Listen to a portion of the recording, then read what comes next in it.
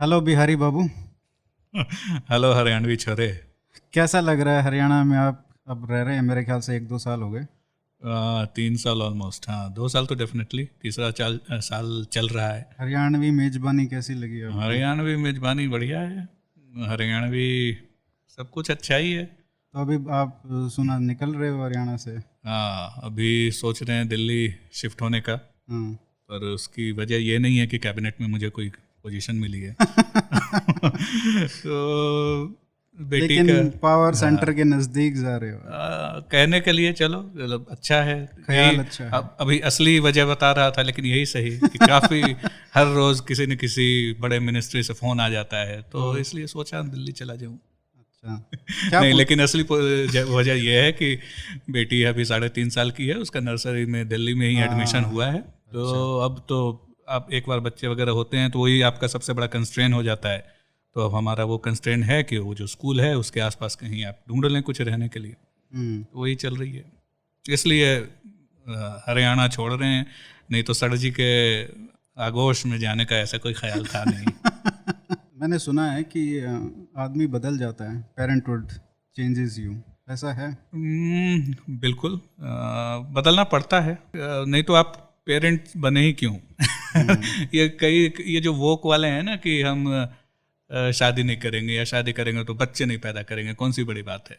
Actually बच्चे पैदा करना बड़ी बात है। तो बच्चे, वो जो जिम्मेदारी लेना, वो जो, और ख़ास करके मैंने जो देखा है कि खास करके औरतों के लिए वो काफ़ी और चैलेंजिंग होता है। आपके बॉडी में इतनी चेंजेज आती हैं, आपको जो you have to be sleep deprived और हज़ार तरह के जो चैलेंजेज आपको लेने होते हैं। तो पेरेंटहुड बहुत बड़ा चैलेंज है। तो आपको बदलना, आप ना चाहेंगे भी तब भी आपको बदलना पड़ेगा ही।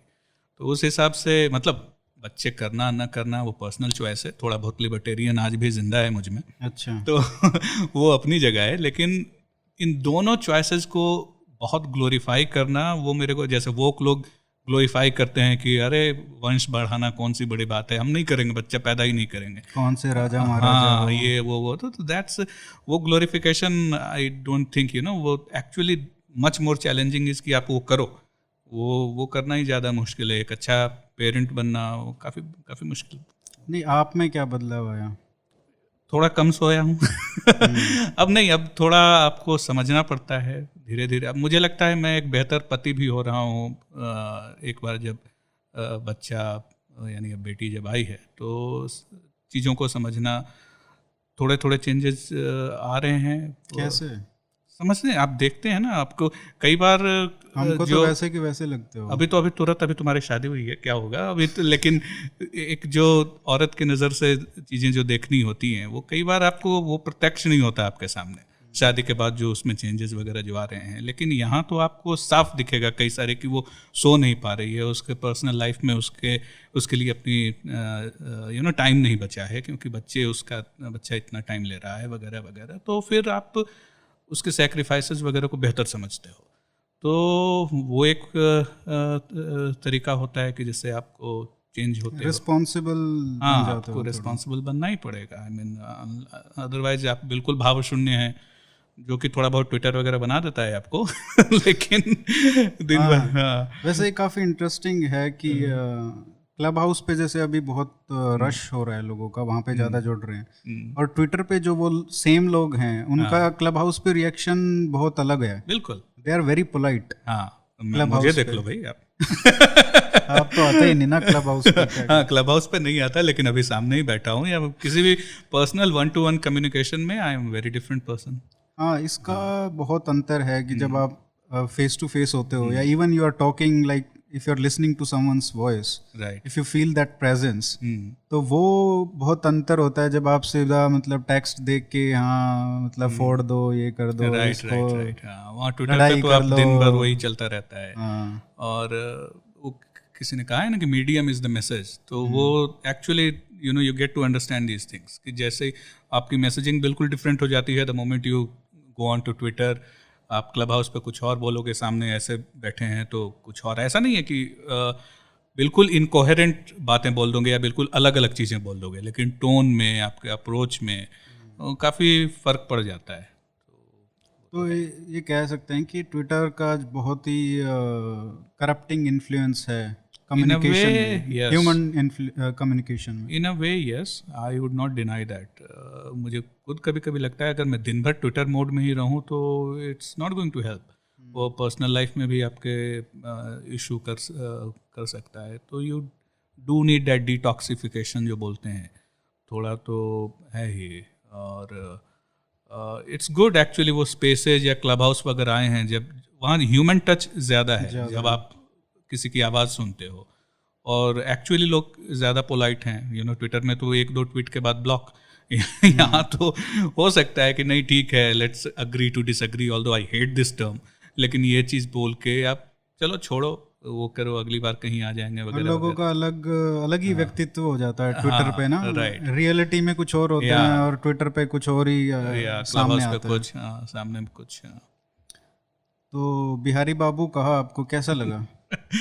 अभी तो वो क्योंकि बिहारी जब बोलते हैं तो एक कहीं ना कहीं नेगेटिव कॉनोटेशन है उसका। था, मुझे लगता है, हाँ, कम से कम मेरे जनरेशन के लिए तो था, जो 80s में जन्मे बढ़े, उनके लिए तो डेफिनेटली था। बिहारी एक तरीके से, हरियाणवी के साथ भी ऐसा ही है। अच्छा, बाय द वे। अच्छा, आपको क्या लगता है? नहीं पता नहीं, मैं जब दिल्ली में आया विच वाज लाइक 2001, तब मुझे ये तो नहीं किसी ने मुझे नहीं लगा कि अबे हरियाणवी क्या कर रहा है तू, ये तो नहीं सुनने को मिला। हाँ। लेकिन अरे बिहारी क्या कर रहा है तू, this is a derogatory way of saying, ये सुनने को मिला। वो इसलिए बोलते ना कि हरियाणवी तो ये कुछ कर देगा, हो सकता है, इसलिए बोलते हैं, खासकर दिल्ली में। नहीं, वो एक उस जमाने में छोटी सी बसेज हुआ करती थी आरटीवी करके, कुछ है ना, उसमें कई बार मैंने देखा था, तब हरियाणवियों के लिए कुछ कुछ, और कई बार हरियाणा वाले ही वो उसमें वो खींच के फ्रस्ट्रेट होके वो बोलते थे, वो कोई गाने वाने चलाते रहते थे, हरियाणा नंबर 1 ये वो। तो उसमें कोई वो ताऊ किस्म का ही बंदा, उसने अब ये चीज़ें वो सेंसर करने पड़ेगी कि वो बोला भाई इसमें नंबर 1 है, इसमें नंबर 1 है, क्या चला रहा है, हटा इसको टैक्स दो। ये सारी चीज़ें, तो मुझे लगता है वो सेल्फ डेप्रिकेटरी ह्यूमर शायद ज़्यादा था हरियाणवी में, रादर देन ये बोलने वाला या हरियाणवी को नीचे दिखाने वाला हो कौन। या तो जाट गुजर ही आपको दिखाएंगे नीचे, पर वो तो वही है, वो भी हरियाणवी ही हैं, कुछ एक उनमें से। तो आई थिंक इसलिए मतलब आई डोंट नो, जैसे तुमने कहा कि हरियाणवी में भी वो कॉनोटेशन आ जाता है एक नेगेटिव का, सीधा ऐसे बोल नहीं पाते, बट कहीं ना कहीं बिहाइंड योर बैक। हाँ, वोक टर्म में Biharis are have more victim points.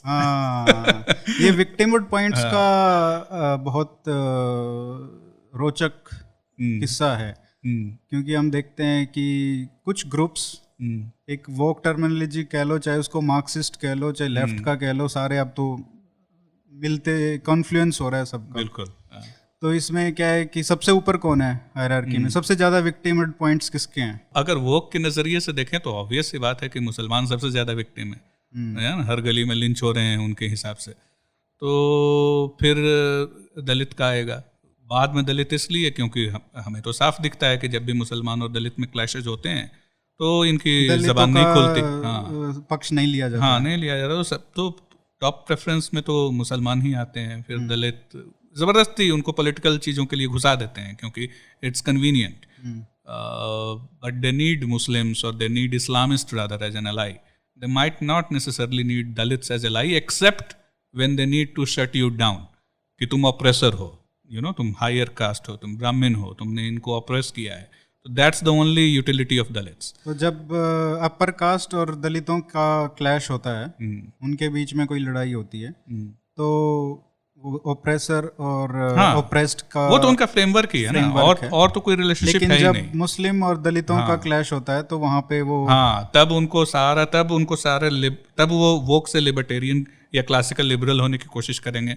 तब वो सारे ये जितने भी एथनो रिलीजियस पॉइंट्स हैं उनको हटा के वो कहेंगे नहीं, वो देखो, वो वहाँ कुछ क्लास की बात हो सकती थी, वहाँ कुछ उसका कुछ कॉन्टेक्स्ट, हिस्टोरिकल कॉन्टेक्स्ट हो सकता था, या फिर it has simple, it has nothing to do with religion या nothing to do with cast.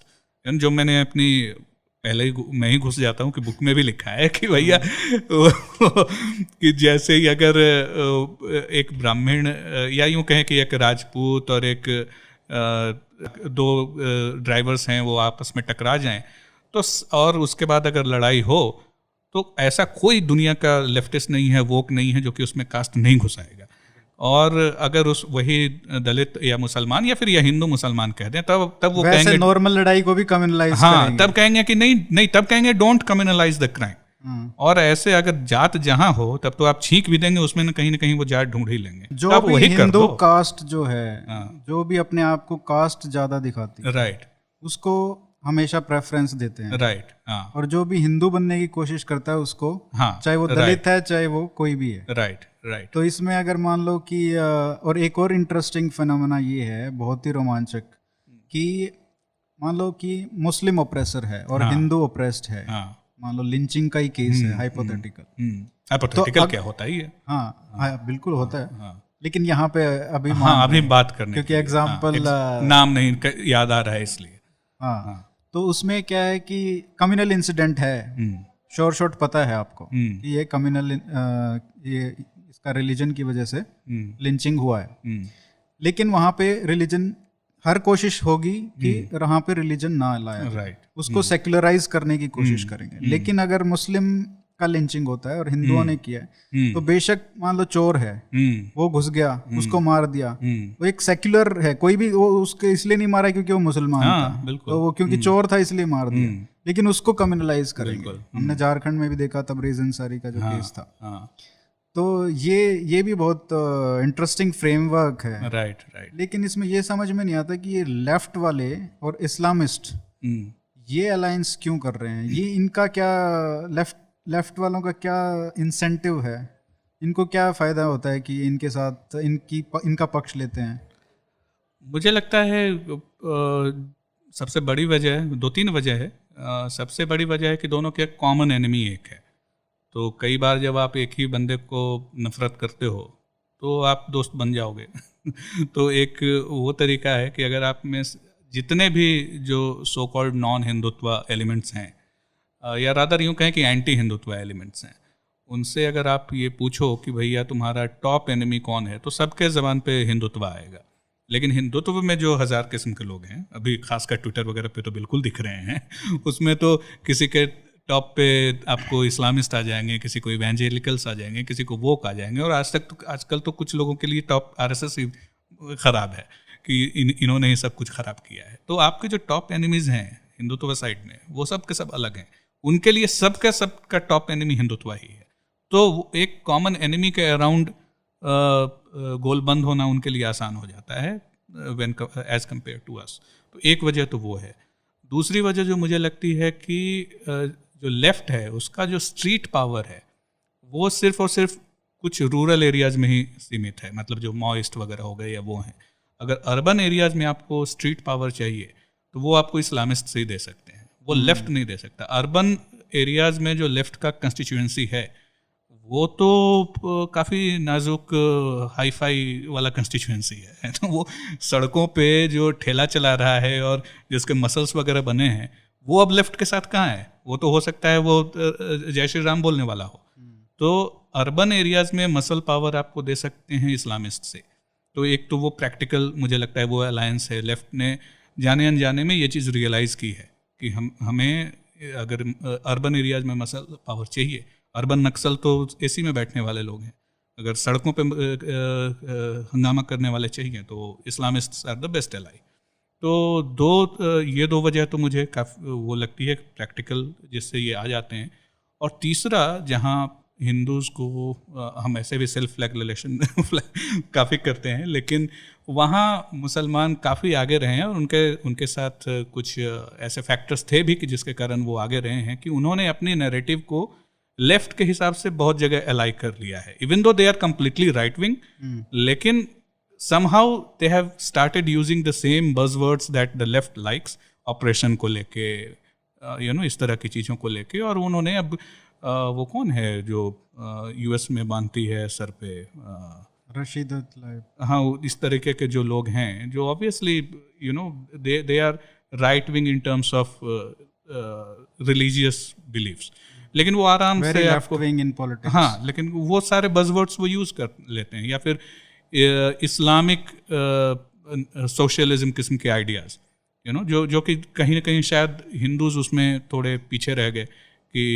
हम भी क्या कहें धार्मिक सोशलिज्म जैसा कुछ सोच लेते। तो वो उस तरीके का उन्होंने काफ़ी पहले से वो जानबूझ के हुआ, मतलब वो कोई उनकी एकेडमिक स्ट्रेटजी थी या जो भी था, but we have to give it to them कि उन्होंने उस तरह के बज़वर्ड्स को अडॉप्ट किए।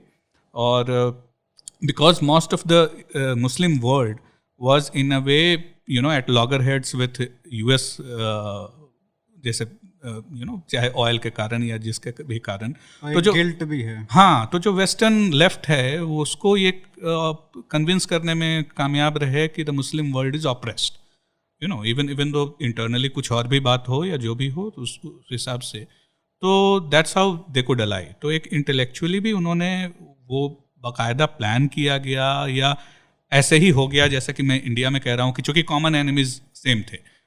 जो वेस्टर्न लेफ्ट था उसके लिए नियो कैपिटलिज्म या नियो कैपिटलिज्म को वो नियो कॉलोनियलिज्म की तरह देख रहे थे, और इन्होंने अपने आप को विक्टिम दिखाया कि we are the victims of neo colonialism.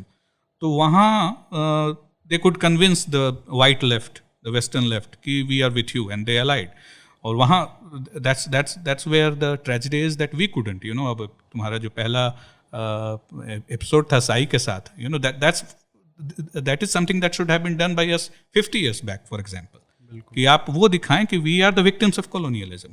तो वाइट जो वेस्ट का जो लेफ्ट है वो तो उसको तो हिंदुत्व के साथ होना चाहिए, because this is about decolonization। और 40 साल तो लेफ्ट वाले ही रहे ना पावर में।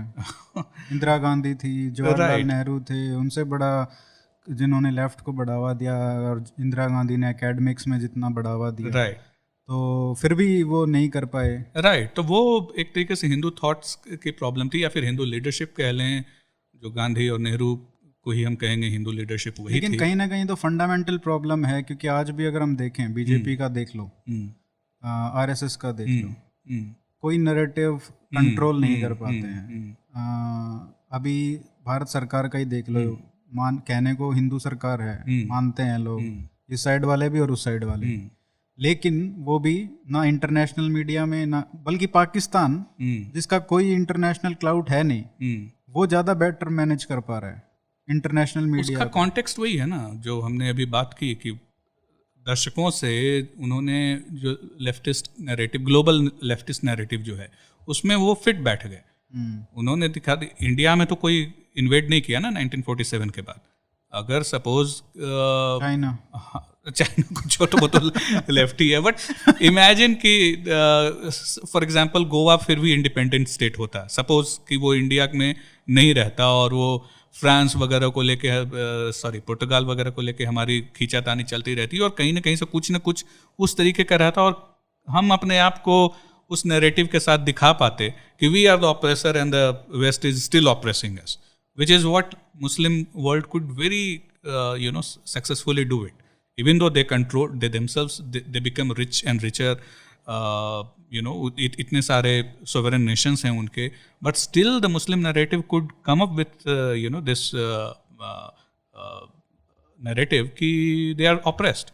वो हम नहीं कर पाए, क्योंकि हमारे जो हिंदू लीडरशिप थी, चाहे वो उसकी हो या आज भी आप ब्लेम कर सकते हो, वो तो खुद ही जो वाइट हमें सिखा के गए कि आप ही ऑप्रेस्ड हो, ब्राह्मणिज्म और वो सब, वो आपने दिमाग में बिठा लिया, तो आप गिल्ट कॉन्शियस के साथ ही वो चल रहे हो। और वो आई थिंक इवन जो हिंदुत्व साइड में है वो भी गिल्टी कॉन्शियस वो है कि हम कहीं ना कहीं उनको लगता है कि we have been the oppressors, तो हमें वो नहीं बोल पाते उतने कि we are the oppressed people. और जैसे ही आप बोलोगे आप पे हंसेंगे, तो वो जब ये हालत आज की है, और शायद ये हालत आज की इसीलिए है कि पिछले 50-60 साल में ये नैरेटिव ट्राई ही नहीं किया गया। लेकिन इसमें ये भी है ना कि ये जो बना है नैरेटिव, जहाँ पे आपको विक्टिमहुड के पॉइंट्स मिलने लग गए, ये इसका एक प्राइस हो गया है, बहुत अच्छी चीज़ हो गई है ये नैरेटिव वॉर्स के लिए। ये पहले तो ऐसा नहीं था, पहले तो वही है जिसकी लाठी उसकी भैंस, ठीक है। और ये तो अभी मतलब बहुत ही मेरे ख्याल से 20-30 साल पहले का ही ये फेनोमेना है, और अभी तो 10 साल ही कह सकते हो कि जो ज़्यादा बड़ा है। तो उसका हमको ये भी देखना पड़ेगा कि सोसाइटी पे क्या फ़र्क पड़ता है अगर कोई भी कम्युनिटी नहीं, सॉरी टू इंटरप्ट, 20-30 साल में ये जो नैरेटिव है इसकी पॉलिटिकल करेंसी स्ट्रांग हुई है। हाँ, लेकिन नैरेटिव तो ये जब से मार्क्सिज्म है तब से है। विक्टिमहुड का तो मतलब आप वहाँ पे उससे भी क्रिश्चियनिटी पहले की तो शुरुआत चले जाओ। देखोगे राइट, हाँ। तो उनका तो था ही ये कि हमको अप्रेस कर रहे हैं, और उतना ऑपरेशन जो बुक आई थी अभी क्रिश्चियन निक्सी की, I think I forgot her name, तो उसने पूरा डिटेल किया है कि कैसे जो सेंट बनाए गए हैं शुरुआत में उनको ऐसे प्रेजेंट किया गया कि इनको बहुत अत्याचार हो रहे हैं, और कुछ भी छोटा मोटा भी एक्सीडेंट मतलब इंसिडेंट होता तो उसको बढ़ा चढ़ा के पेश करना कि परसिक्यूशन किया जा रहा है, हमको मारा जा रहा है। और रोमन्स का क्या था कि वो सिर्फ इंटरेस्टेड थे कि स्टेबिलिटी बने रहे, लॉ एंड ऑर्डर रहे, उनको कोई फर्क नहीं पड़ता था क्योंकि पेगन थे वो, उनको कोई फर्क नहीं पड़ता था भाई तुम क्राइस्ट को पूज रहे हो किसको पूज रहे हो, कोई हमको मतलब नहीं है, अपना अपना घर में रखो, कोई दिक्कत नहीं है। लेकिन जब ये तो उस समय से ही चलता आ रहा है, तो कहीं ना कहीं उसका एक फायदा तो मिलता ही है। अगर एक कल्ट हो, आप रिलीजियस कल्ट बनने का आप एस्पिरेशन है तो ये बहुत हेल्पफुल तो है, लेकिन उसमें हमको ये भी देखना पड़ेगा कि उसका क्या असर होता है एक कम्युनिटी के ऊपर। अगर आप कॉन्स्टेंटली विक्टिमहुड खेलते रहोगे तो आपकी कम्युनिटी एक्चुअली में एक विक्टिम बनने के लिए तैयार हो सकती है। राइट, वो तो है, प्रॉस एंड कॉन्स हैं ऑब्वियसली। हमने ये विक्टिमहुड कार्ड इतने सालों दशकों तक नहीं खेला, उसको हम इस पॉजिटिव रूप में भी देख सकते हैं कि भैया अब हमारा वो माइंडसेट कम से कम नहीं रहा है वो कि जहाँ आप हर चीज़ में कोई भी कॉन्स्पिरेसी थ्योरी को मान लोगे because that suits your victimhood mentality. तो यू आर राइट कि शायद उस तरीके से धार्मिक लोग उस चीज़ के लिए बने ही नहीं है कि वो आई डोंट नो, आई मीन ये चूँकि ये मेंटलिटी है ही नहीं हाँ हिंदू धर्म में कि मैं मतलब विक्टिम बन के दब जाऊं, या कहीं हम देखते हैं कि शायद जो कुछ हो रहा है वो हमारे पुराने कर्मों का फल है, या शायद वो भी एक वजह हो सकती है कि उसके कारण वो एक मेंटालिटी है। But the political fall out 1000 साल की गुलामी में कभी विक्टिमहुड जो थे इतना लड़ाई लड़ी कितने सालों तक, अभी विक्टिम नहीं बने तो अब क्या मतलब, अब तो खुद का देश है। हाँ, लेकिन वही उसका फ्लिप साइड यही है कि अभी जो करेंसी बन के है उसको कैश नहीं कर पा रहे हैं। राइट, वो तो वही है, और वो दूसरी साइड बड़े आराम से कर रहे हैं। आपने ये पुस्तक तो लिख दी, Sanghi who never went to a shakha, लेकिन ये बिहार में जहाँ से आप आते हो वहाँ पे संघ और भाजपा एक छत्र राज क्यों नहीं कर पाई है अभी तक? हाँ, वो थोड़ा बहुत मैंने उस पर लिखा भी है कि क्योंकि कास्ट इतना स्ट्रांग वो है, और जो पूरा का पूरा जो कास्ट पॉलिटिक्स है इसकी उत्पत्ति, वैसे तो पॉलिटिक्स इलेक्टोरल पॉलिटिक्स की बात मैं कर रहा हूँ, तो ये पूरा जो कास्ट पॉलिटिक्स है, मंडल पॉलिटिक्स, वो उसको डिज़ाइन ही किया गया था टू चेकमेट हिंदुत्व। तो उस हिसाब से जब आप उस तरीके का माहौल बनाओगे तो जाने अनजाने में ऑब्वियसली बीजेपी आरएसएस ग्रो नहीं कर सकती अगर आप कास्ट ही आपका इतना स्ट्रॉन्ग आइडेंटिटी हो जाए। और बिहार और ईस्टर्न यूपी में, या यूँ कहें कि पूरे यूपी में ये रहा है, इवन दो विथ 25 तो लगभग 30% in some areas, in fact even more Muslim population होने के बावजूद, क्योंकि जब उस तरीके का पॉपुलेशन होता है तो फिर आप एक तरीके से धर्म के अराउंड भी नैरेटिव आप गढ़ सकते हो, लेकिन उस पॉपुलेशन के होने के बावजूद कास्ट इतना हावी था कि वो मुश्किल था। और जो मुस्लिम्स भी थे, जो मैंने लिखा भी है कि कम से कम 70s 80s तक मुस्लिम्स में, एक बिहारी मुस्लिम में मुसलमान अपने आप को कहने का शायद वो थॉट नहीं था, they wouldn't really identify with Umma, which is where actually जहाँ आज आरएसएस वगैरह के सरसंघ चालक का जो मजाक उड़ाया जा रहा है, सेम डीएनए वगैरह, वो तो मैंने देखा है कि actually many of the Muslims actually would behave as if they are next to Hindus. मेरे जैसे हिंदू रायतास या कांग्रेसी हिंदू, जैसे मैंने कहा है कि जो रेगुलर मंदिर जाना वगैरह जिनका नहीं है, या फिर बहुत सारे रिलीजियस टेक्स्ट मैंने नहीं पढ़े हैं, एक सेंस ऑफ बिलोंगिंग है, और कुछ फेस्टिवल्स आप मना लेते हैं तो आप हिंदू हो गए, तो लगभग उतना ही तो वो भी बंदा करे, वो छठ भी कर लेता है, वो बिहार का मुसलमान। और वो तो ऐसे लोग थे, हैं भी, कितने हैं वो परसेंटेज तो मैं नहीं करूँगा, लेकिन हाँ, पहले इस तरह के लोगों की परसेंटेज डेफिनेटली ज़्यादा थी। और 80s वगैरह में उसके बाद से ये चीज़ें बदलने लगी, जो बहुत रिसर्चर्स वगैरह ने, सोशियोलॉजिस्ट ने इसको पॉइंट आउट किया है कि जब जो सो कॉल्ड पेट्रो डॉलर्स आने लगे और जो वहाबी और जो प्यूरिटन इस्लाम है उसको बढ़ाने के लिए ये जो आपको हर गांव ये सब आपके तबलीगी वगैरह जब पहुंचने लगे, तब ये चीज़ें चेंज करने लगी। उनको समझाया गया कि नहीं, ये आप एक तरीके से कुफ्र कर रहे हो, अगर आप छठ वगैरह कर रहे हो तो आपको नहीं करना चाहिए, यू डोंट आपकी अलग आइडेंटिटी वगैरह है। वो सारी चीज़ें 80s वगैरह में चेंज होने शुरू हुई हैं। ये लेफ्ट भले ही कह दे कि बाबरी मस्जिद टूटी उसके बाद से सोशल फैब्रिक फट गया, ऐसा कुछ नहीं है, पहले ही से फट रहा था धीरे धीरे। वो ये सारी चीज़ें चेंज होने लगी वो मुस्लिम्स एरिया में, जो कि वो they could be just another caste group. In fact एक मेरे बुक में ही है, मुझे उसको डबल चेक करना पड़ेगा, बट आई थिंक सनलाइट सेना करके थी। अच्छा। 90s में काफ़ी सारे ये प्राइवेट मिलिशियाज आए थे, कास्ट एक दूसरे को मार रहे थे वगैरह, हज़ारों लोग मारे गए। भूमिहार की रणवीर सेना थी और इस तरीके का। तो एक सेना थी जो मुसलमान और राजपूत साथ थे दोनों। अच्छा। तो आप सोचो कि मतलब they are as good as caste, क्योंकि वो मुस्लिम्स भी कई सारे लैंड ओनर्स थे। And to the best of my knowledge it was Sunlight Sena, लेकिन वो बुक में आप डबल चेक कर लेना। तो वो तो मुसलमान, राजपूत और मुसलमान एक साथ मिलके और फिर जो सो कॉल्ड लोअर कास्ट हैं उनको मार रहे हैं। तो Muslims were as good as a Hindu caste in that sense, in practical terms.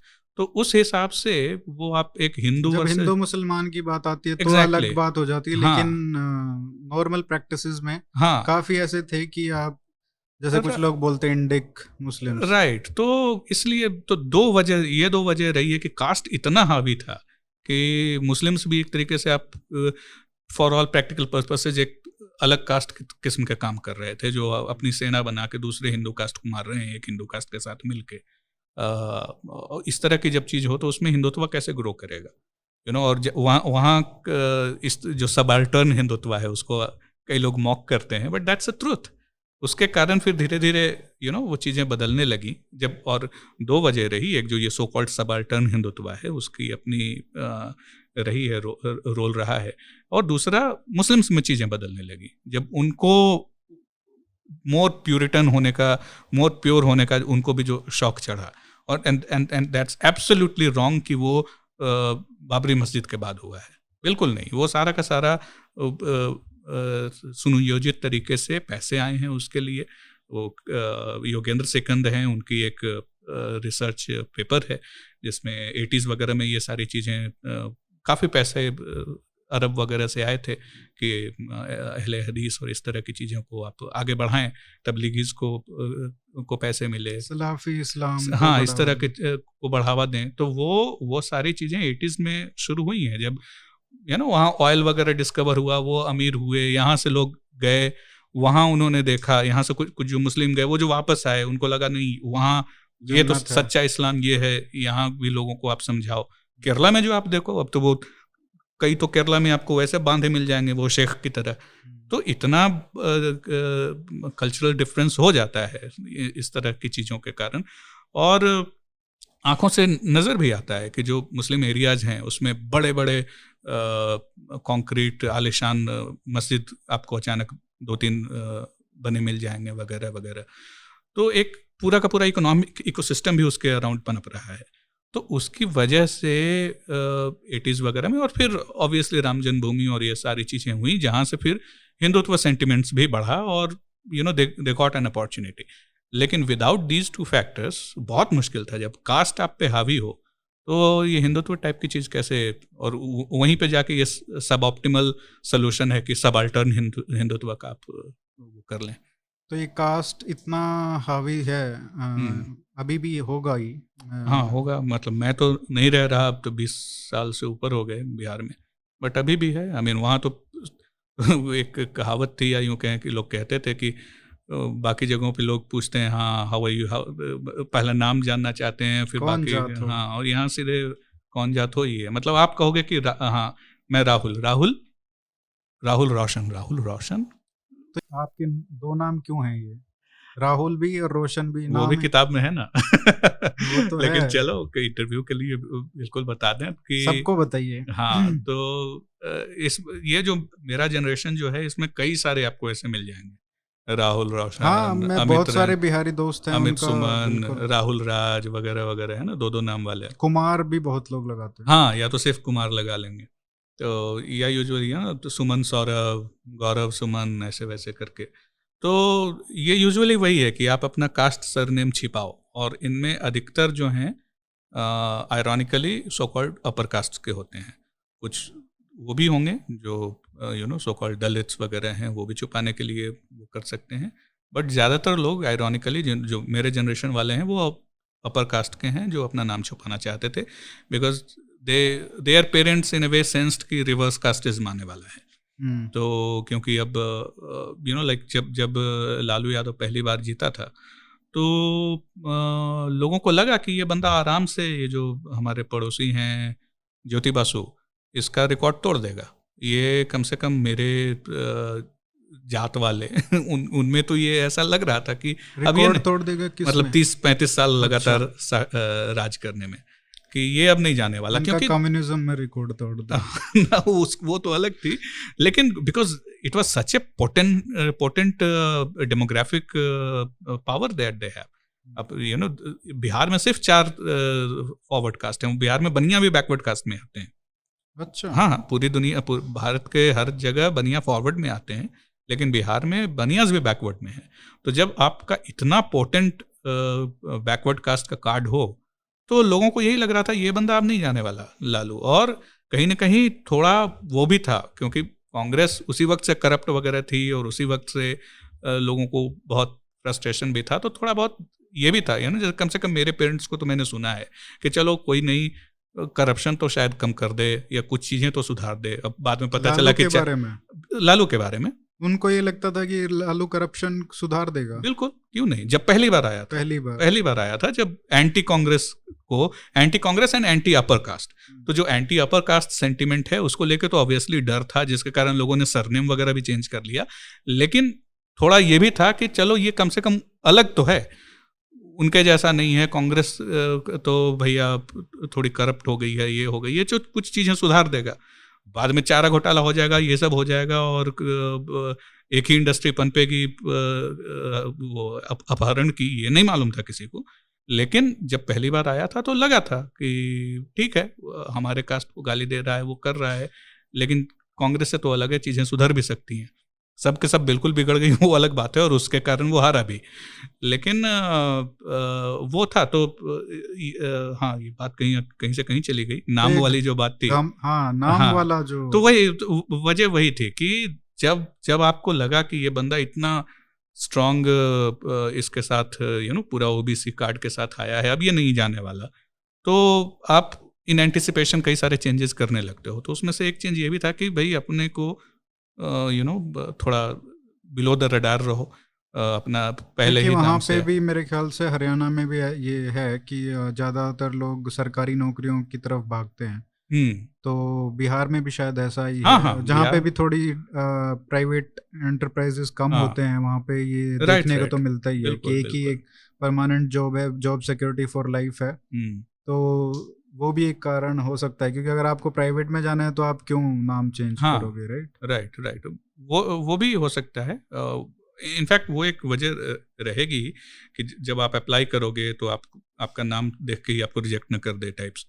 तो वो वजह भी हो सकती है। बट हाँ, वो सरकारी जॉब तो वो तो ब्रह्म सत्य है कि बिहार में आज भी बहुत हद तक लोग जॉब क्रिएशन का मतलब वही समझते हैं कि सरकार वैकेंसी लाएगी, वो तो इसीलिए। और ये तो खैर मेंटालिटी हर जगह है, तभी तो पकोड़े वाले चीज़ को लेके उसको मॉक किया गया था। मतलब प्राइवेट जॉब्स को जॉब क्रिएशन समझते ही नहीं है। तो वो एक अलग चीज़ है, और उसमें वो भी एक वजह डेफिनेटली होगी कि आप जब सरकारी आंकड़ों रिकॉर्ड्स में आपका नाम जाए तो आपका कास्ट ऑब्वियस ना हो जाए, तो उसकी वजह से आप नाम चेंज कर दो। But it was completely the fear of reverse casteism that made people come up with these double names. तो ये जो डेडली भयानक कॉम्बिनेशन बनाया था, कास्ट का अलायंस बनाया था लालू ने, तभी तो इतना कॉन्फिडेंस था कि भाई उसको लगता था कि जब तक समोसे में आलू रहेगा तब तक लालू भी बिहार में रहेगा। लेकिन अभी तो चलो 15 साल हो गए, लेकिन लालूवाद शायद नहीं गया है। लालू बेशक पावर में नहीं है। हाँ, अगर लालूवाद को you are defining in a वे जहाँ identity Trump's everything else, yes. तो वो अभी भी बहुत हद तक है, लेकिन कम हुई है, ऐसा नहीं है।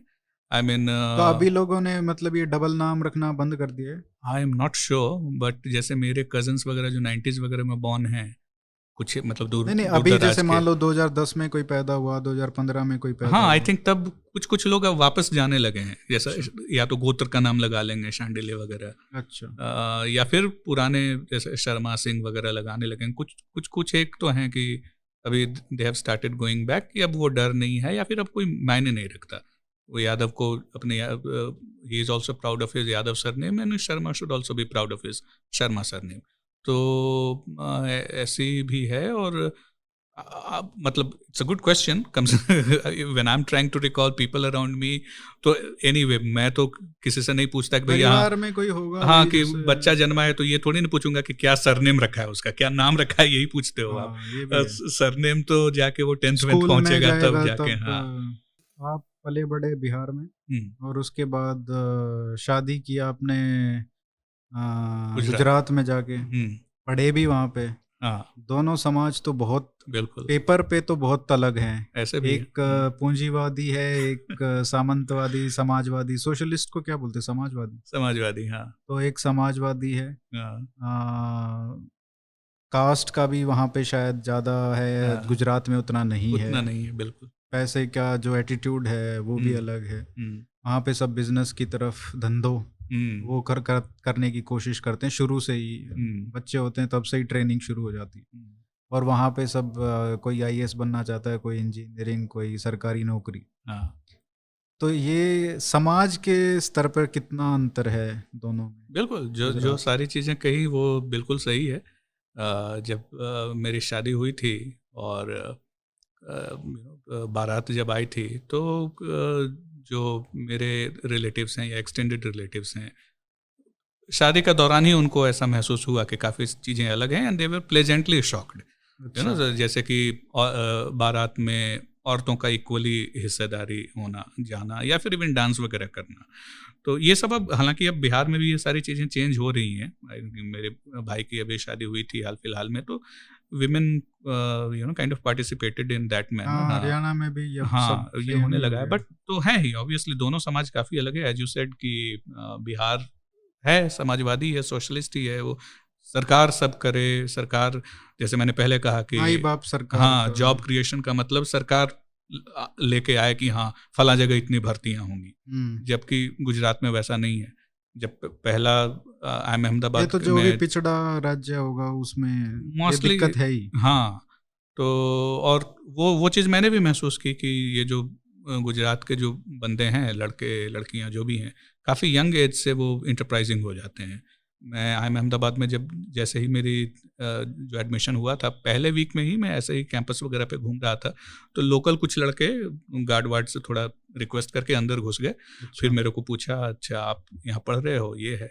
तो और मेरे से वो स्टॉक मार्केट के बारे में पूछने लगे। मेरे को खुद ही कुछ नहीं मालूम। तो मैंने कहा भाई, उनको लगा IIM का बंदा है तो स्टॉक्स वगैरह के बारे में ये सब जानता होगा। And then you know willingness to learn, you know, कि आप ठीक है, ये बंदा यहाँ पढ़ रहा है, इसको मालूमात होगी। और वो हार्डली मुझे लगता है first year second year type के होंगे कॉलेज में, या हो सकता है हाई स्कूल में ही होंगे, आई don't no. And they were so interested कि स्टॉक्स के बारे में जाने। फिर जैसे एक और जो चीज़ मैंने यू नो महसूस की थी कि सबसे पहला जो मेरा वेंचर था, ऑनलाइन वेंचर, ये क्रिकेट स्टॉक एक्सचेंज करके था। सो यू नो एक वर्चुअल गेमिंग वेबसाइट थी। तो वो आप तो उसको भी पॉलिटिक्स में घुसा रहे थे, तो अच्छा हुआ कि वो कहानी किताब में है कि कैसे ये आइडिया आया था। तो ये जो क्रिकेट स्टॉक एक्सचेंज का हमने सोचा था, तब हम वही कैंपस पे ही थे। तो ये कब की बात है? ये फरवरी, कौन सा, वर्ल्ड कप 2007। हाँ 2007 उसमें तो बुरी तरीके से बहुत तरीके से इंडिया पिटी थी। उसके बाद तो देखना ही छोड़ दिया। हाँ, फिर सीधा 2011 में बिल्कुल, उससे में हमारा वो पहला वेंचर भी पिट गया। तो लेकिन चलो, हमने पैसे थोड़े बना लिए थे, और वो कहानी भी तो इन शॉर्ट किताब में है। तो ये जो मैं कह रहा हूँ कि ये जो क्रिकेट स्टॉक एक्सचेंज का जो हमने सोचा था, तो ऐसे ही नीचे बैठ के कुछ बातचीत कर रहे थे। हाँ, वो जब ये हमने लॉन्च किया तब काफ़ी पॉपुलर हुआ था। लगभग आज भी आइडिया तो बहुत अच्छा हाँ, है। गूगल वगैरह पे सर्च करोगे क्रिकेट स्टॉक एक्सचेंज राहुल रोशन ऐसे करके तो आपको मिल जाएंगे वो। और लगभग हर टाइम्स ऑफ इंडिया के फ्रंट पेज पे आया था, इंडियन एक्सप्रेस वगैरह पे, और कई सारे ये मीडिया कवरेज काफ़ी अच्छी हुई थी, टीवी वगैरह वाले भी आए थे। तो जो थोड़े लोकल वो बंदे थे जो देखते थे कि अच्छा ये टीवी वाले आ रहे हैं, वो पूछ रहे हैं, तो उनको कौतूहल होता था कि क्या हो रहा है। तो हमसे पूछा कि क्या किया, तो हमने कहा कि हमने ये किया है, क्रिकेट स्टॉक एक्सचेंज बनाया है। तो उनका पहला जो था, हम अभी मोनेटाइजेशन का हमने सोचा ही नहीं था। हमें तो लगा ये बढ़िया सा वो है, एक तरीके से proxy way of understanding stocks है, and it's a fun online gaming. वो बंदा जो लोकल गुजराती था वो सुन के कहता है अच्छा इस पे तो इसको रख के तो प्रॉक्सी हम बेटिंग भी कर सकते हैं कि इसकी स्टॉक कितनी जाएगी, और उस हिसाब से हम इधर पैसे वो हम करें कि वहाँ आपका तो चलो वर्चुअल नंबर्स रहेंगे, लेकिन उसको हम बेस बना के, हाँ, उसका पूरा आप एक पैरल वही खड़ा करो। मैंने कहा ये तो हमने कभी सोचा ही नहीं। लाइक अगर उसको, ऑब्वियसली बेटिंग हमारे यहाँ लीगल है नहीं, लेकिन कोई तरीका हो सकता था कि इसमें आप कमर्शियल वो चीज़ें ले आओ उसमें। तो ये वो रोकड़ा वाला दिमाग काफ़ी तेज़ी से चलता है। हम तो उसको प्रोडक्ट के हिसाब से सोच रहे हैं, लीगली क्या सही है क्या गलत है। तो आप तो रोमांटिक हो रहे हो आइडिया के साथ। अभी तक हमने इतना बड़ा आइडिया बंदे को काम पे उसको एक भैया, हाँ ये हो तो गया, अब इसका फायदा क्या, रोकड़ा कहाँ है इसमें। तो ये इन लोगों गुजरात में काफ़ी बढ़िया दिमाग चलता है। तो वो सारी चीज़ें हैं। और सोसाइटी लेवल पे जो कहा कि हाँ विमेन देयर, जो जैसा मैंने बुक में भी जो लिखा है कि फर्स्ट इंप्रेशन था कि कल्चर शॉक कल्चर का है, more like it's more women friendly society, definitely safe तो काफी है, खासकर अहमदाबाद की बात करें। राइट, जो दो शहर मैंने देखे थे, या जो दो कल्चर मैंने देखे थे, बिहार का और दिल्ली का, दोनों से better Gujarat in terms of women safety and women's status मुझे लगा। तो वो सोशलिज्म कैपिटलिज्म वो तो ऑब्वियस है, वो तो फिर मेंटलिटी में ही आ जाता है। और वो फिर कहीं ना कहीं इसीलिए वो इतने स्टेट इकोनॉमिक में आगे है, राइट, और बिहार कहीं ना कहीं पिछड़ा हुआ है। लोग कहते हैं कि वो कोस्ट पे है और ये सब है, लेकिन at the end of the day mentality बहुत मैटर करती है। राइट, कोस्ट तो आपका बगल में बंगाल में भी है। हाँ, उड़ीसा में तो उड़ीसा में है, केरला में रहा, वहाँ तो कब से कम्युनिस्ट ही आ रहे हैं, 1950 से ही। वही तो उनको ठंडी हवा नहीं लग रही है पता नहीं क्यों। तो आपका जो उसके बाद IIM अहमदाबाद के बाद जो सफर रहा, उसमें तो एक तरीके से पूरा गुजराती कल्चर आ गया। फिर आपको भी ये एंटरप्रेन्योर बनना था, और लगातार फिर एक के बाद एक, पहले ये स्टॉक एक्सचेंज का हुआ, उसके बाद फेकिंग न्यूज। तो मतलब गुजराती कह सकते हैं अभी आपको? हाँ, हाफ गुजराती कह ही सकते हैं। अब वो हाफ क्या हो तो पूरे ही हो गया। वहां से तो कनेक्ट आपका नहीं, अभी भी मुझे लगता है मेरी रिस्क टेकिंग उतनी अच्छी नहीं है जितनी एक एंटरप्रेन्योर की होनी चाहिए। तो इसलिए मैं अपने आप को उस हिसाब से हाफ गुजराती ही कहूँगा। एंड थर्डली, जो मेरा जो लेटेस्ट एक तरीके से वेंचर ऑफ इंडिया कह लो, that was not out and out commercial thought, ये जो कि पूरी बुक उसी के बारे में है। वो एक तरीके बहुत हद तक आइडियोलॉजिकल इमोशनल आउटबर्स्ट के कारण बन गया, और चलो अब तो कमर्शियली भी चल रहा है। तो इन दैट सेंस, हाँ, I can retrofit it, that's a different thing, that I spotted an opportunity कि अनअबैशेडली प्रो नेशनलिज्म और प्रो हिंदुत्व का मार्केट है, so let's go in their. I can retrofit all that those things, लेकिन सच्चाई यही है कि it was more of a emotional need that I felt कि ये करना चाहिए, और उसके बाद उसके अराउंड एक बिजनेस भी बन गया। That's a different thing, which is where I want put my self as 100% Gujarati entrepreneur, क्योंकि उसमें कहीं अभी भी कम से कम ये लेटेस्ट में तो आइडियोलॉजी बहुत घुसा हुआ है। बट हाँ, उसकी वजह से उस वहाँ का एक्सपोजर या IIM का जो दो साल आप गुजारते हैं, उसके कारण वो मेंटालिटी चेंज तो हुई है। तो लाइक वो बिहार वाली चीज़ नहीं रहती कि सब सरकार ही करे या कुछ करे, आप कैसे कुछ अपना कुछ कैसे कर सकते हो, नई टेक्नोलॉजी में नया प्रोडक्ट क्या आ सकता है, ये सब दिमाग तो चलता रहता है। And the kick that you create your own, you give jobs to people, you create value, वो शायद definitely as a typical Bihari शायद वो मेंटालिटी नहीं रहती या हो भी जाती, I don't know, but yeah it helped exposure to Gujarat, both I am the campus as well as the society, वो काफ़ी चेंज किया है। IIM से पहले आप दिल्ली में IIMC, हाँ IIMC, वहाँ से आपने पत्रकारिता में ग्रेजुएशन किया। वहाँ पे आपके एक मित्र थे जो बाद में टेररिस्ट बन गए। तो ये आप तो नहीं, बैचमेट।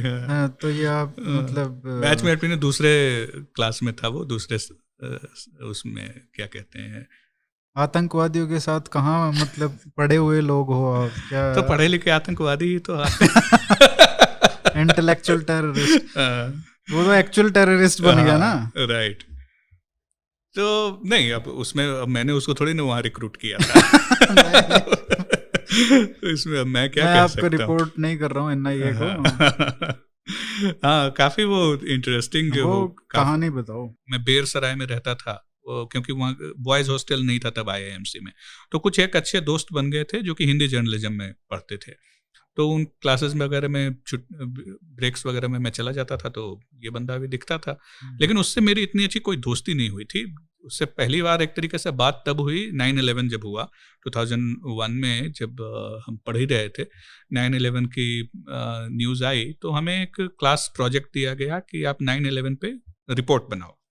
तो अब दिल्ली में बैठे बैठे 9/11 पे क्या, ऑब्वियसली हम न्यूयॉर्क तो जाने वाले थे नहीं, तो हमने सोचा चलो एक वो ले लेते हैं, वॉक्स पॉप जो बोलते हैं, कि अलग अलग लोगों का क्या रिएक्शन है। I mean very typical, I mean now अब जब सोचते हैं तो लगता है यही दिमाग में आया, यही सबसे क्रिएटिव आप काम कर पाए, और उससे ऊपर कई लोग बढ़ भी नहीं पाते।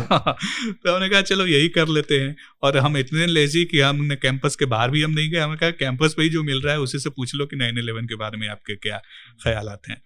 तो उसमें और वजह ये थी कि उस वक्त कुछ फॉरेनर्स भी पढ़ रहे थे, एक डेवलपमेंट जर्नलिज्म नाम का कुछ इन्होंने कोर्स रखा था IIMC वालों ने, शॉर्ट टर्म। तो ये अरब वगैरह से, अफ्रीका से कुछ बंदे थे, तो हमारा मेन टारगेट था कि उनसे पूछें कि एक तरीके से ग्लोबल व्यू हो जाए, लेकिन हम रेसिस्ट किस्म के ना लगे, तो हमने सोचा चलो इंडियन से भी पूछ लें। तो उन लोगों से तो हमने पूछा ही, सबने ऑब्वियसली यही कहा कि दिस इज रॉन्ग। ऑब्वियसली कौन कहेगा 9/11 को, और क्यों कहेगा। तो चाहे वो अरब के हों या अफ्रीका के हों, सब ने भर्त्सना की, कड़ी निंदा की। फिर हम निकले अपने वालों से भी पूछने के लिए। तो ये एक अकेला बंदा था, ये जो हिंदी जर्नलिज्म में था, उसने इन वेरी मतलब he was very vague in condemnation को, तो मुझे लगता है उसने किया ही नहीं है सच। और उसने यही कहा कि हाँ इसकी जांच होनी चाहिए, गलत तो हुआ है, लेकिन अमेरिका तो सबसे बड़ा टेररिस्ट नेशन है। अच्छा, हाँ। तो ये बड़ा अटपटा लगा कि ये क्या, ये तो किसी ने नहीं बोला, न अरब वाले ने, न अफ्रीका वाले ने, किसी ने, न और बाकी जो और हमने किसी से पूछा, किसी ने नहीं बोला ऐसा। तो और ये आउटराइट कंडेम भी नहीं कर रहा है और कह रहा है कि आप अमेरिका कौन सा वो है, वो भी तो टेररिस्ट नेशन है, उसने अफगानिस्तान में मारे, ये मारे, वो मारे। तो उस वक्त हमें actually we took it as कि चलो इसका व्यू है, इंटरेस्टिंग व्यू पॉइंट है, चॉइस एंड ऑल, तो हो गया। फिर पता चला कि मतलब हम तो खैर अलग अलग कोर्स में थे, वो एक दिन अचानक गायब हो गया, पता ही नहीं चला।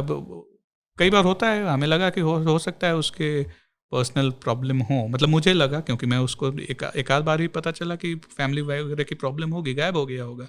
6-7 साल बाद आई थिंक जो मैंने लिखा है 2002 की बात है ये, and I think 2000 I am Ahmedabad से ग्रेजुएट होने के बाद 2008-9 7 साल के बाद लगभग मैंने, क्योंकि उसका नाम मुझे याद था शहबाज करके, तो इंडियन एक्सप्रेस की एक रिपोर्ट पढ़ी मैंने जिसमें लिखा है कि सिमी ऑपरेटिव शहबाज। मैंने कहा ये, और उसमें अब शहबाज है तो खैर बड़ा कॉमन नेम है, उसमें एक लाइन लिखी थी कि he is a graduate of IIM से। तो मेरे को लगा है ये क्या वही तो नहीं है। तब जाके मैंने जो मेरे दिल्ली हिंदी जर्नलिज्म वाले जो दोस्त थे कुछ एक से जिनके टच में था, मैंने पूछा तो उन्होंने कहा, एक दो को तो उनको भी लगा नहीं कि है अच्छा। फिर उन्होंने कहा कि हाँ ये बंदा गायब हो गया था और उसके बाद ये NIA टाइप के लोग या IB के लोग कैंपस पे आए थे पूछते हुए। हाँ, तब वहां जाके वो कनेक्शन जुड़ा कि नहीं वही बंदा है ये। मुझे तो लगता है कि जो आपने रिपोर्ट लिखी थी उसका ओपिनियन लेके उसी के बेस पे रिक्रूटमेंट हुआ था उसका। नहीं, वो पहले से ही था। उस वक्त सिमी बैंड नहीं था। ये बंदा ऑलरेडी सिमी में तब काम कर रहा था। और हमारे यहाँ तो शर्जिल उस्मानी भी एक्टिविस्ट हैं। वो बड़े अब तो पूरी खेप तैयार हो रही है लोगों हाँ की। बिल्कुल। तो उस वक्त ये सिमी भी ऐसा ही था, शर्जिल उस्मानी और क्या क्या ये सब जो हैं, तो ऐसे ही वो भी थे तब भाई साहब। ओवैसी को लोग अभी बताते तभी तो ओवैसी तो ट्रेलर लगता है इनके सामने। बिल्कुल, ओवैसी तो फार मोर लॉजिकल एंड वो कम से कम वो कहता तो है कि भाई कॉन्स्टिट्यूशन में है, कॉन्स्टिट्यूशन में है, इसको ही फॉलो करना चाहिए। उसका इंटरप्रिटेशन कुछ भी हो कॉन्स्टिट्यूशन का, ये लोग तो कहते हैं, या फिर उनका मन हो कि वो कॉन्स्टिट्यूशन बदल दे ओवैसी का, भले ही ऐसा भी नहीं बोलता नहीं है, मुंह से नहीं बोलेगा, ये तो साफ बोलते हैं। तो यही वैसे ही थे। सिमी वॉज जस्ट आज जैसे PFI है और ये सब है वैसे ही सिमी था। तो सिमी में वो बंदा तब भी था। लेकिन इसमें एक बात बहुत इंटरेस्टिंग है, अगर ऐसे लोग आ रहे हैं मुस्लिम समाज से जो पढ़े लिखे हैं और इस तरीके की भाषा का वो करते हैं, एक्टिविस्ट हैं, चाहे शर्जिल इमाम हुआ, उस्मानी हुआ, ये लोग कहीं ना कहीं कन्हैया जैसे लोगों की दुकान भी बंद कर रहे हैं। क्योंकि अभी तक क्या था कि कन्हैया जैसे लोग जो लेफ्ट वाले हैं, मार्क्सिस्ट हैं, वो लोग इन लोगों ने ठेका ले रखा था कि भाई तुम्हारे बारे में, तुम्हारे बिहाफ पे हम बात करेंगे और उसको कैसे भी लपेट के बोलना है, कैसे वो करना है। लेकिन अब तो यही ऐसे लोग तैयार हो गए कि उनकी जरूरत क्या है अब?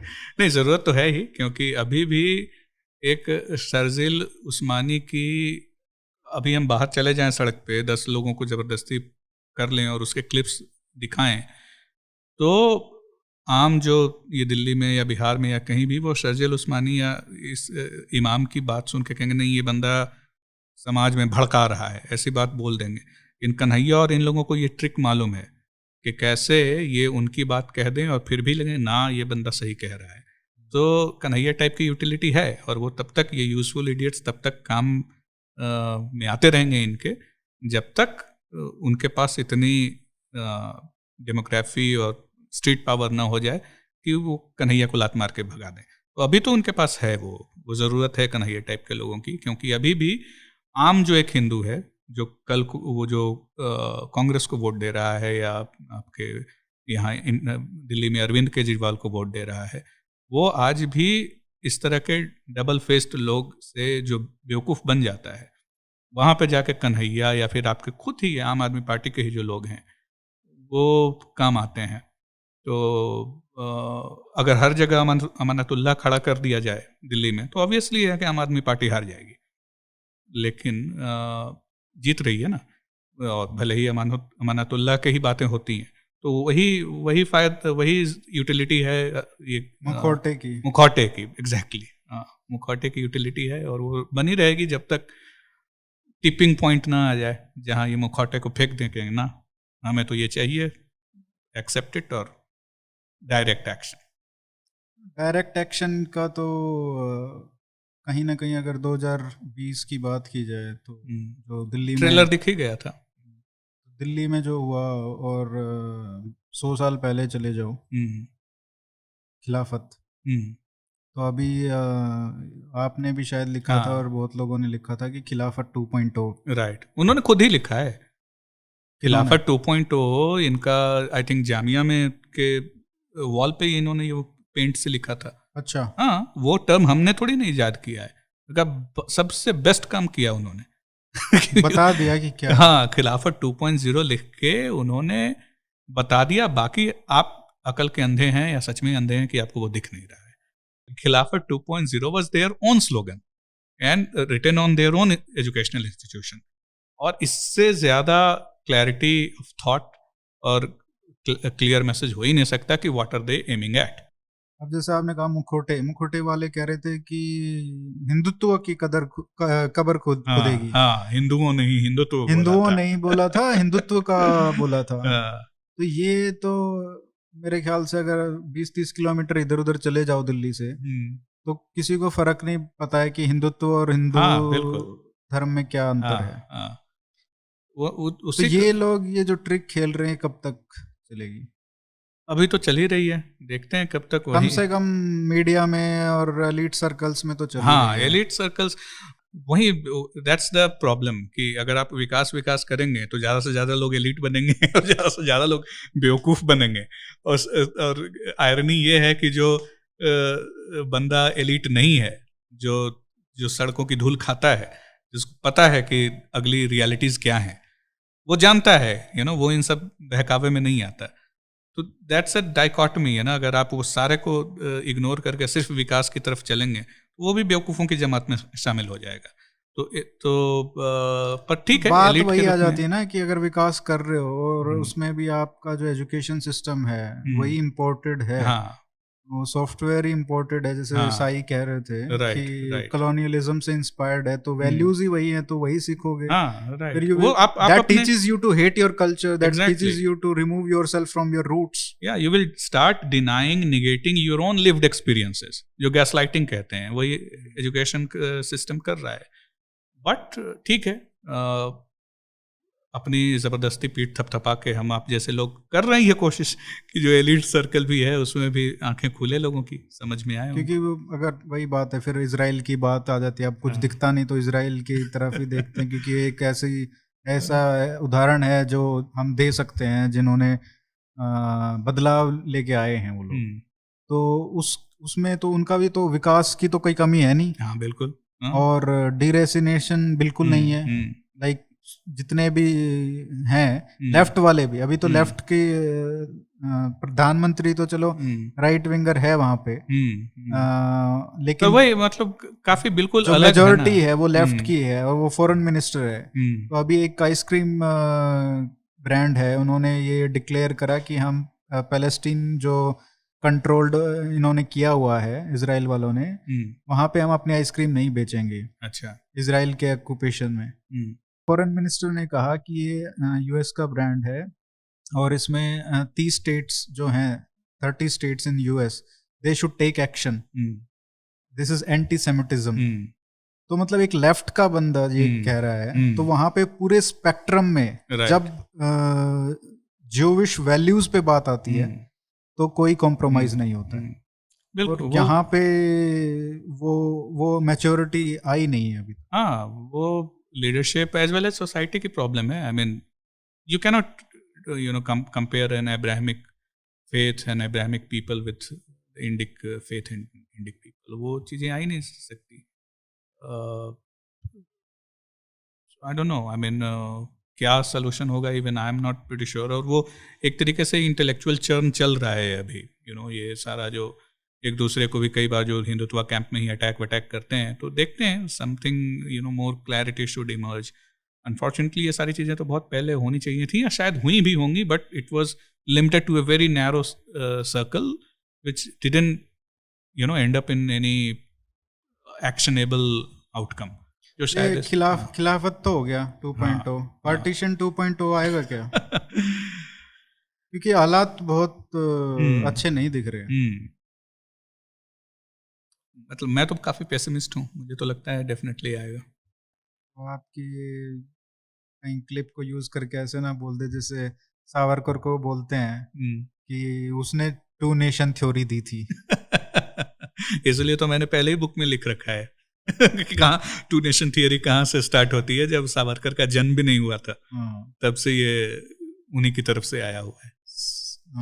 अलीगढ़ मुस्लिम यूनिवर्सिटी के फाउंडर, बिल्कुल, सर सैयद अहमद, उन्होंने जब सावरकर का जन्म भी नहीं हुआ था तभी कह दिया था कि दे आर 2 डिफरेंट पीपल। और वो तो मेरे ख्याल से 1300-1400 साल पहले ही हो गया था, जब और चलो दारुल हरम। तो और ये तो हम और आप काफिर हो सकता है मिस इंटरप्रेट कर रहे होंगे, राइट?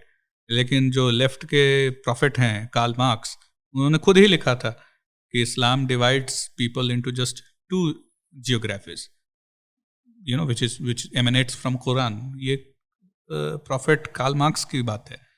तो ये तो उन्होंने तब कहा था जब हिंदुत्व का कोई लीडर कहीं दिख भी नहीं रहा था, ना आपके सावरकर जन्मे थे, ना आरएसएस फॉर्म हुआ था, ना कुछ भी हुआ था। तब तो आपके जेएनयू के प्रॉफिट कार्ल मार्क्स भगवान ने ही बोल दिया था कि that's how Islam is, 2 nation theory is inherent in it. तो ये संघी who never went to a शाखा, एक सेक्युलर आदमी से संघी तक का कैसे बने? मतलब कई सारी चीजें जो नहीं दिखती थी, छुपी रहती थी, वो दिखने लगी 2014 के आसपास, और काफ़ी खुले में दिखने लगी एक बार जब नरेंद्र मोदी आए। एंड विच इज़ वेयर एक तरीके से आप कितना भी क्रिटिसाइज कर लो बीजेपी को कि ये नहीं कर रही, वो नहीं कर रही, much of its valid criticism. मुझे तो वही लगता है कि सबसे बड़ा the fact that Modi exists, वही उसने सबसे बड़ा सर्विस किया है, क्योंकि उसके कारण बाकी के लोग इतने नंगे हो गए कि आपको वो तो मोदी को कहते हैं एम्पेरर हैज़ नो क्लोथ्स वाले, भैया नंगे तुम हो रखे हो।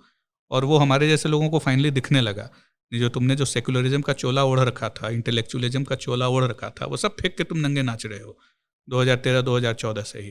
तो that was major reason at least for people like me. I don't know about others, जो आज बीजेपी आरएसएस को कह रहे हैं कि you are not doing enough, and much of their criticism is not invalid as well. लेकिन मुझे तो सबसे बड़ा सर्विस इनका यही लगता है, खास करके मोदी का, कि इन्होंने इनको नंगा कर दिया और दिखने लगी चीज़ें। तो वो वजह थी कि जिसके कारण फिर मुझे लगा कि हाँ, ये जो छुपी हुई जो चीज़ें थी, तो उनके खिलाफ बोलने लग गए, तो सबको संघी कहने लग गए। हाँ ठीक, वही। मैं बोल रहा हूँ empire has no clothes, the establishment, the real establishment has no clothes. ये तो आपका ट्विटर पे पिन ट्वीट है। पिन ट्वीट है। तो ये एस्टेब्लिशमेंट है क्या? अभी तो सब लोग बोल रहे हैं कि गोदी मीडिया गोदी में बैठा हुआ है मोदी की। यही तो लेकिन मैजिक है इस एस्टेब्लिशमेंट का, कि आप मतलब एक तरीके से आप नैरेटिव कंट्रोल भी करो और फिर विक्टिम भी खेलो, कि मीडिया और सब तो मोदी के कंट्रोल में है। लेकिन अगर आप हिंदी न्यूज़ चैनल देखो या इंग्लिश न्यूज़ चैनल देखो, मोस्टली में आपको बहुत ही रेयरली ऐसा मिलेगा कि सरकार के खिलाफ न्यूज़ चैनल्स कब थे पिछली बार कोई भी रूलिंग पार्टी के अगेंस्ट? और वेस्ट बंगाल में तो एस्टेब्लिशमेंट और पीपल इन पावर में फ़र्क है, राइट? जो न्यूज़ चैनल्स हैं या जो मास मीडिया है जिसके ओनर्स हैं, दे आर डूइंग बिजनेस। हाँ, मेन स्ट्रीम मीडिया जो है, they are doing business, they are as good as any other businessman. तो गोदी चेंज करते रहते वो, हैं। हाँ, वो सबके गोद में बैठेंगे, जिसकी भी सरकार होती है उसकी गोदी में जाके बैठ जाते हैं। इसमें किसी को शक होना ही नहीं चाहिए। तो अगर आप ये बोल रहे हो कि 2014 के पहले ये गोद में नहीं थे, नहीं, ये मैं नहीं बोल रहा हूँ। हाँ, लेकिन अभी का मैं बोल रहा हूँ कि गोदी बदल गई है। गोदी थोड़ी बहुत बदली है, बट पूरा का पूरा आपका लैंडस्केप भी तो बदल गया है। ये जिस जमाने में गोद में बैठे थे, उस वक्त इनके पास कितनी पावर थी, इन्होंने कितना ब्रेन वॉशिंग किया है। आज ये अगर गोदी में थोड़ा बहुत बैठ भी गए हैं तो अपने पॉकेट के लिए, कुछ स्वार्थ के लिए बैठे हैं। आज वो इतना इम्पैक्ट नहीं कर सकते, और जिनको भाव नहीं मिला वो हाँ, दूसरे की गोदी में जाके बैठ गए और दूसरों को गोदी मीडिया राइट। तो आप मतलब कि जो एक तरीके से सरेंडर टेररिस्ट है उस पे आप उसके आज को आप उसको विलन बनाओ, और जब वो खुले में टेररिस्ट था तब आप कहो कि नहीं ये बढ़िया था। ये तो अजीब सी बात है। अगर आपको गोदी मीडिया की ही बात करनी है तो करो, 1947 से करो कि क्या रहा है मीडिया का रोल। बिल्कुल। लेकिन इसमें एस्टेब्लिशमेंट में और क्या आता है? एस्टेब्लिशमेंट जो आप कहते हो कि भाई रियल पावर सरकार में नहीं होती है, उस एस्टेब्लिशमेंट में होती है जो परमानेंट है। सरकार तो टेम्परेरी है, 5 साल में ये चली जाएगी या 10 साल में चली जाएगी ज्यादा से ज्यादा। लेकिन एस्टेब्लिशमेट तो आपके जो थॉट्स हैं, आपके जो विचार हैं, उनको कंट्रोल करती है। तो आप एक तो अकेडमिया हो गया, एक मीडिया हो गया, news plus entertainment media, entertainment, popular culture, हाँ पॉपुलर कल्चर, और एक आपका ब्यूरोक्रेसी हो गया, जुडिशरी हो गया। मोस्टली तो यही 4 हैं। तो अभी तो 7 साल हो गए इस्टेब्लिशमेंट, कितना बदलाव देख रहे हो? See, first of all I am not the part of the government, तो क्या क्या हो रहा है क्या नहीं हो रहा है एनालिस्ट के तौर पे। हाँ, एनालिस्ट के रूप में ज़बरदस्ती अगर मैं हैट लूँ तो मुझे लगता है कि हाँ, ऑब्वियसली मैं A+ रेटिंग तो दूंगा नहीं, लेकिन एट द सेम टाइम कुछ नहीं हो रहा है ये भी कहना गलत होगा। चीज़ें होती हैं, कई बार दूसरी तरफ के लोग काफ़ी अभी मैं नाम नहीं ले सकता, लेकिन मोदी सरकार के ही एक अपॉइंटी काफ़ी अच्छे नामी गिरामी हैं, बाहर उनको अपॉइंट किया था अभी उनसे 2 साल पहले ही, आई थिंक 2019 के विक्ट्री के बाद की बात है। हाँ, जब मैं ये बुक लिख रहा था वो तो पिछले साल 2020 में मैंने ख़त्म किया था, उसी दौरान मेरी बात हुई थी। उनका कहना था कि वो अभी भी सिर्फ प्रेमिसेस में या उस बैनर के अंदर जहाँ उनको अपॉइंट किया है, अगर वो कुछ भी ऐसा करना चाहें जो कि थोड़ा भी प्रो नेशनलिस्ट, प्रो हिंदुत्व दिखता है, वो वहाँ जितने भी बाबू हैं फॉरेन में ये सब अपॉइंट किए हुए, वो साफ बोलते हैं कि नहीं चलेगा, हम तो नहीं करने देंगे। आप ठीक है, आप गवर्नमेंट से बोल लो, वो कर लो, कि मतलब उन्होंने उनकी ये एग्जैक्ट वर्ड्स थे कि मेरा जीना हराम कर रखा है। वो अधिकतर 50 के हो सकता है, पोस्ट रिटायरमेंट जॉब टाइप का देख रहे होंगे। They are adamant and they are very vocal and they put their foot down कि ये नहीं होने देना है। अब I have to be very honest, I don't know कि गवर्नमेंट कितने आसानी से ब्यूरोक्रेट्स वगैरह को फायर कर सकती है, I don't know, but to the सतही तौर पे जो मुझे लगता है आसान नहीं है इनको हटाना। तो वो उन्होंने साफ बोला कि भाई मेरा इन्होंने जीना हराम कर रखा है, ऐसा है। तो ये इस तरीके की भी चीज़ें हैं। तो वही बात है ना, जैसे कुछ लोग कहते हैं कि भाजपा को सरकार चलाना नहीं आता, अपोजिशन मेंटलिटी में रहते हैं, और कांग्रेस जब आती है तो वो एक साल के अंदर अंदर सारी सिलेबस भी बदल देती है, सारी अपने लोग भी अपॉइंट कर देती है। लोग आए कहाँ से, वो भी तो एक चक्कर। लोग तो मुझे लगता है कि बहुत हैं, नहीं, या तो मतलब कुछ ये एस्टेब्लिशमेंट बदलने के लिए you actually need to destroy the earlier establishment, जो कि कायदे से 1947 में ही हो जाना चाहिए था, जो हुआ नहीं। वहाँ से लेकर और सीमेंटेड हो गए हैं। उसके बाद पिछले 7 साल में कितना कुछ किया गया है इसको डिस्ट्रॉय करने के लिए, that we can keep debating, and obviously the popular belief is कि not enough has been done, that's a different thing. हाँ, कुछ रेडिकल तो करना ही होगा, मतलब या तो आप पूरी की पूरी जो ब्यूरोक्रेसी की चलने का जो तरीका है, आप एक उसमें स्ट्राइक में उसी को उड़ा दें, सारे पैरेलल्स किस्म के क्या बोलते हैं उसको, लेटरल वगैरह किस्म का आप कर दें, कुछ तो वैसा। बट हाँ, आई वुड कंसीड कि कुछ रेडिकल इन दैट सेंस नहीं हुआ है, बट स्लोली दैट्स हाउ संघ और बीजेपी आल्सो बिलीव्स, वो जो मेरे नोट ऑन आरएसएस है मेरा लास्ट में, they are not at all radical, while people like you and me are kind of, we are waiting for some radical changes. तो आप जैसे जो नॉन संघी हैं, तो वो जैसे और भी लोग हैं जो आजकल आरएसएस के खिलाफ बहुत प्रखर तरीके से आवाज उठा रहे हैं, उसमें कहीं ना कहीं ये है कि जो आरएसएस को वो समझ नहीं पा रहे हैं। एक बात तो ये है, क्योंकि आपने जितना आप गए नहीं शाखा में, लेकिन आपने इंटरेक्ट किया है लोगों के साथ, कुछ डेफिनेटली, तो आपको पता है कि वो कैसे काम करती है। मुझे लगता है इन्होंने भी उतना ही किया है इंटरेक्ट, ऐसा नहीं है कि मैंने बहुत ज्यादा कुछ इंटरेक्ट किया है। जो भी ये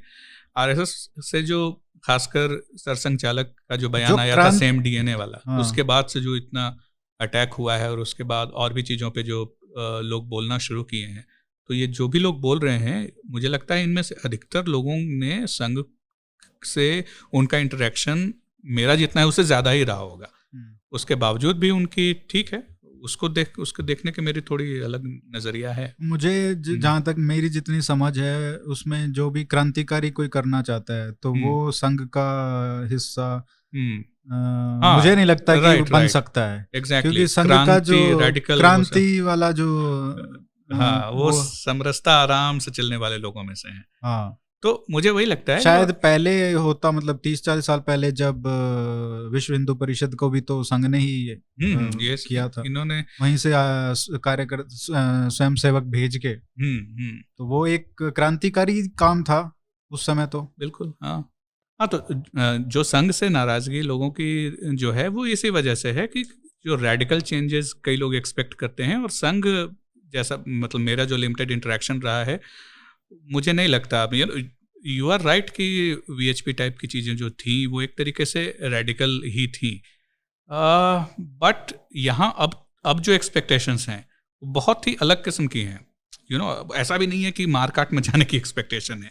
अब क्या है कि आप बिल्कुल कुछ जो बेसिक फ्रेमवर्क वाली जो चीज़ें हैं, कि आपने संघ एक तरीके से actually it's a very reformist and modernist movement within the Hindu society actually, unlike what it how it's projected outside, या फिर हमने भी जो मान लिया है संघ का या जो भी हिंदुत्व के लीडर्स हैं, इवन सावरकर का, इनका आउटलुक तो एक्चुअली काफ़ी मॉडर्निस्ट था। नहीं, सावरकर का, संघ का, या एक तरफ फिर आपके गांधी और नेहरू हो गए, इन सब में सबसे ज़्यादा ट्रेडिशनलिस्ट तो आपको गांधी हैं, बिल्कुल, दैट्स अ फैक्ट। और अभी जो आप आई डोंट नो क्या कहें इसको, ट्रैड्स में नहीं कहूँगा, लेकिन ये जो नियो राइट है एक तरीके से, ये एक बिल्कुल अलग किस्म की नई नहीं, लेकिन ये एक नया आर्टिकुलेशन है, which is very different from Gandhi, definitely very different from Nehru, and at the same time different from संघ। तो वहाँ जाके ये तारतम्य, आई होप हिंदी में वही वर्ड है, वो नहीं बैठ रहा।